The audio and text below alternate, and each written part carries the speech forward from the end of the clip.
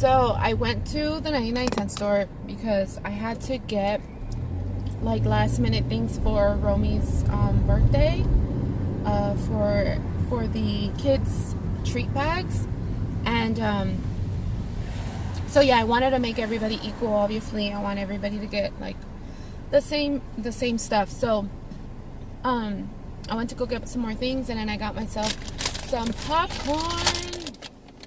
I love this popcorn, and they always have it, and at the store they're like $3. I don't know if I've talked about it before already, but at the store they're like $3, and at the 99-cent store they're only 99 cents. So they're so delicious. My mom has the kids, so yeah, I want to make a video of like how I'm organizing her birthday party all by myself.